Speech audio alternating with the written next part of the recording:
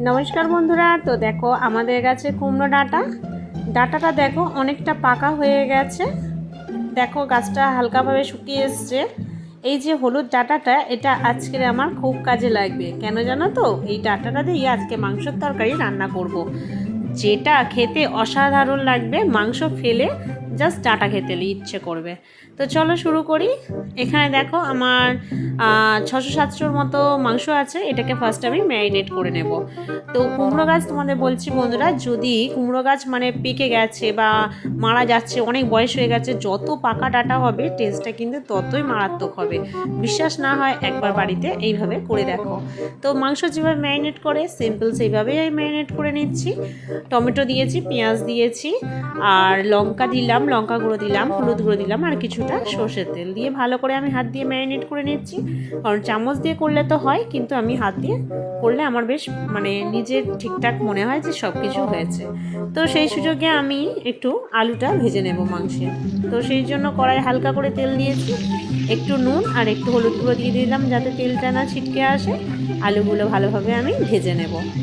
তো এই কুমড়ো ডাঁটা দিয়ে তরকারিটা আমার মায়ের কাছ থেকে শেখা। এত ভালো লাগে আমার, মানে মাংসর থেকেও কুমড়ো ডাঁটা খেতে এই তরকারিতে ভীষণ ভীষণ ভালো লাগে।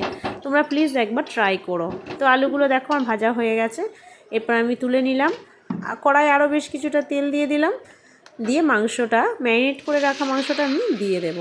দিয়ে ভালো করে তেলের ওপর আগে ভেজে নেব। এরপর ভালো করে আমি নাড়তে থাকছি। গাছটা যেহেতু কুমড়ো গাছটা মারা গেছে, তাই ভাবলাম কোনো পাতা এই তরকারিতে কিন্তু আবারও বলছি কোনো রকম কচি ডাঁটা বা ডগ কোনো রকম পাতা চলবে না। জাস্ট পাকা কুমড়ো ডাঁটা, মানে যে কুমড়ো গাছগুলো অনেকটা শক্তপোক্ত হয়ে গেছে, অনেক দিনের হয়ে গেছে, সেই ডাঁটাই অ্যাকচুয়াল এই তরকারির জন্য একেবারে উপযোগী। তো মাংসটা দেখো হালকা আমার ভাজা ভাজা হয়ে গেছে। এরপর আমি আর একটু মশলা দিয়ে দেবো। ম্যারিনেটের সময় তো অল্প মশলা দিয়েছিলাম, কিন্তু নুনটা আমি দিইনি ম্যারিনেটের সময়, তাই এতে আমি ভালোভাবে আগে নুনটা দিয়ে আর একটু ভালো করে ভেজে নেব। নুনটা দিয়ে ভালো করে একদম ভেজে নেব তেলের ওপরে।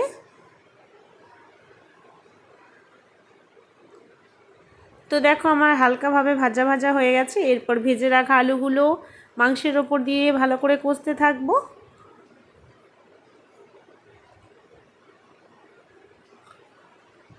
তো আলুগুলো দিয়ে ভালো করে আমি মাংসগুলো কষছি। ঠিক তোমরা এইভাবেই করো, তরকারিটা কিন্তু খুবই ভালো হবে। বাড়ির লোক জাস্ট অসাধারণ বলবে, জাস্ট কোনো কথাই হবে না। তোমরা বিশ্বাস করে একবার বানাতে পারো।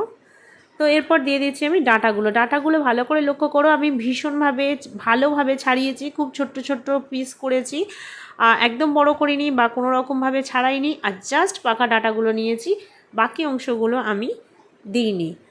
তো যেটুকু ডাঁটা হয়েছে সেইটুকু দিয়ে দিয়েছি। দিয়ে আমি ভালো করে আগে চিকেনের সঙ্গে আর আলুর সঙ্গে কষে নেব।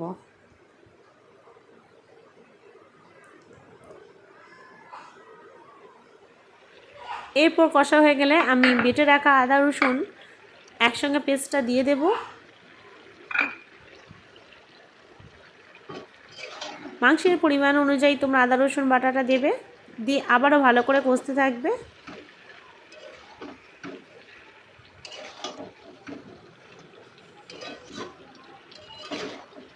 মাংসটা কিন্তু কষার কাছেই ভীষণ ভীষণ গোড়া। মাংস কষা ভালো হলে অসাধারণ অপূর্ব খেতে লাগে। এরপর আমি এর ওপরে দিয়ে দেবো একটু জিরে মরিচ গুঁড়ো। জিরে গুঁড়ো আর গোলমরিচের গুঁড়ো আমার আলাদা করে রাখা ছিল, তাই আমি এতে 1 চামচ করে দিয়ে দিলাম। দিয়ে আবারও ভালো করে আমি এটাকে কষবো। দেখো হালকা হালকা তেল ছেড়ে এসেছে। এটা যদি আমি নুন দিয়ে ম্যারিনেট করতাম তাহলে কিন্তু অনেকটা জল বেরিয়ে যেত মাংসটা ভাজাটা ভালো হতো না। অনেক গ্রেভির সঙ্গে একসঙ্গে মেখে ঠেকে জল দিয়ে দিতে হতো, যেটা আমি করি না। জানি না তোমরা কেমন করো, অবশ্যই আমাকে কমেন্ট বক্সে জানাবে। তো মাংসটা আমার ভালোভাবে ভাজা হয়ে গেলে 1 কাপের মতো হালকা একটু পরিমাণে জল দিয়ে দেব। দিয়ে আরেকটু ভালো করে কষে নেব একদম। এই যে এতটা পরিমাণে জল দেবো, যেহেতু ডাঁটা দেওয়া আছে তাকেও ভালো করে সিদ্ধ করতে হবে। ফাইনালি জল দেব, কিন্তু তার আগে একটু কষে নেব। তো জলটা একদম শুকিয়ে এসেছে, দেখো তেল ছেড়ে দিয়েছে। এরপর ভালোভাবে আমি কষে নিচ্ছি।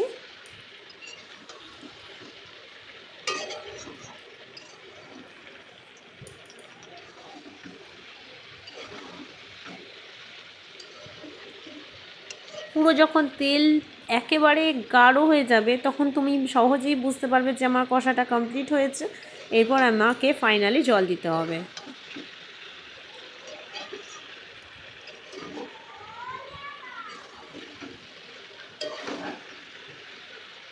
তো দেখো আমার কষাটা একদম ফাইনালি হয়ে গেছে। এরপর আমি ফাইনালি জল দিয়ে দিচ্ছি। ওয়াও, এত সুন্দর সেন্টটা উড়েছে, তোমাদের কি বলবো, দারুণ লাগে। ঠিক আছে, আমাদের বাড়ির সবাই আমরা ভালোবাসি এই মাংসের তরকারির ডাঁটা খেতে। অবশ্যই আমি মাংস এই রকমভাবে বানালে আমি একদমই মাংসের দিকে তাকাতে পারি না, জাস্ট ডাঁটাটার জন্য এত ভালো লাগে। গ্যাসটা আমি কিন্তু মিডিয়াম থেকে লো আছে একটু দিয়ে রাখবো, যেহেতু ডাঁটাটাও সেদ্ধ হতে হবে, যেহেতু পাকা ডাঁটা সেদ্ধ হতে একটু সময় লাগবে, আর চিকেনটাও সেদ্ধ হতে হবে। তা আমার গ্যাসটা দেখো লো আছে। এখনও পর্যন্ত ঝোল অনেকটা আছে, আমি ঝোলটা জাস্ট মাখা মাখা করে নেব, সেই জন্য আর একটু হতে সময় দিতে হবে।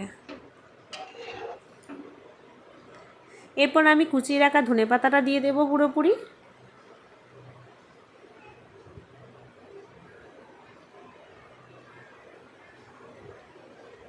দিয়ে আরও 5 থেকে 7 মিনিটের মতো আমি গ্যাসটা মিডিয়াম আছে দিয়ে রাখবো।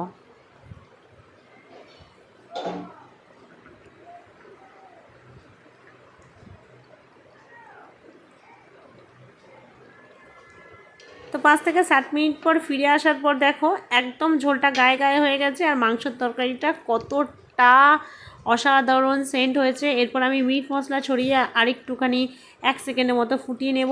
তোমরা চাইলে মিট মশলা কষার সময়ও দিতে পারো, কিন্তু আমি দিলাম না। আমি জাস্ট এই নামানোর কিছুক্ষণ আগে মিট মশলাটা দিয়ে হালকা একটু ফুটিয়ে গরম মশলা দিয়েই একেবারে নামিয়ে নিই। তো আজকে আমার এই রেসিপি ছিল কুমড়ো ডাঁটা দিয়ে চিকেনের তরকারি বানানোর রেসিপি। তো ফাইনালি আমার এই রেসিপি কমপ্লিট। তো কেমন লাগলো বন্ধুরা, অবশ্যই তোমরা কমেন্ট বক্সে জানাবে। ভিডিওটা ভালো লাগলে প্লিজ একটা লাইক করো, চ্যানেলটা সাবস্ক্রাইব করে আমাদের পাশে থেকো। আর হ্যাঁ, তোমরা আর কে কী দিয়ে চিকেনের তরকারি খেয়েছো জানলে অবশ্যই আমাকে কমেন্ট বক্সে জানাবে। তো চলো বন্ধুরা, টাটা, ভালো থেকো, আবার দেখাবে নেক্সট অন্য ভিডিওতে।